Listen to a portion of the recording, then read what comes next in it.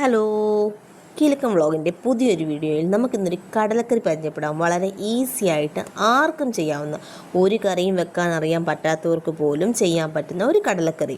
വളരെ ഈസിയാണ്, ബിഗിനേഴ്സിനൊക്കെ വളരെ ഹെൽപ്ഫുള്ളായിരിക്കുമേ. ആവശ്യമായ സാധനങ്ങൾ: തലേന്ന് കുതിർത്ത കടല, പിന്നീട് ഒരു സവോള, ഒരു ഉരുളക്കിഴങ്ങ്, ഒരു തക്കാളിക്ക, 2 പച്ചമുളക്, ഇച്ചിരി ഇഞ്ചി, വെളുത്തുള്ളി, കറിവേപ്പില. ഇത്രയും സാധനങ്ങൾ നന്നായിട്ട് അരിഞ്ഞ് എടുത്തതിന് ശേഷം നമ്മൾ കുക്കറിലേക്ക് കടലയിട്ടതിന് ശേഷം അരിഞ്ഞു വെച്ചിരിക്കുന്ന വെജിറ്റബിൾസ് എല്ലാം കൂടി ഇടുന്നു. നമ്മൾ ഇതിലേക്ക് തന്നെയാണ് പൊടി ഐറ്റംസും ചേർക്കുന്നത്. അതാണ് ഇതിൻ്റെ പ്രത്യേകത. മുളക് പൊടി, മല്ലിപ്പൊടി, മഞ്ഞൾപ്പൊടി, ഗരം മസാല, ഉപ്പ് ഇത്രയും ഇട്ടതിന് ശേഷം നമ്മളിതിനെ ഒരു 3 വിസിലടുപ്പിക്കുന്നു. എൻ്റെ കുക്കറിന് 3 വിസിൽ മതി കേട്ടോ. നിങ്ങളുടെ കുക്കറിൻ്റെ ആ ഒരു കുക്കിംഗ് കപ്പാസിറ്റി പോലെ ഇരിക്കും. അതിനുശേഷം നമ്മൾ നോക്കുമ്പോഴേക്കും കുക്കർ തുറക്കുമ്പോഴത്തേക്കും നല്ല രീതിയിൽ കടല സാധനങ്ങളുമൊക്കെ വെന്തിട്ടുണ്ടാവും.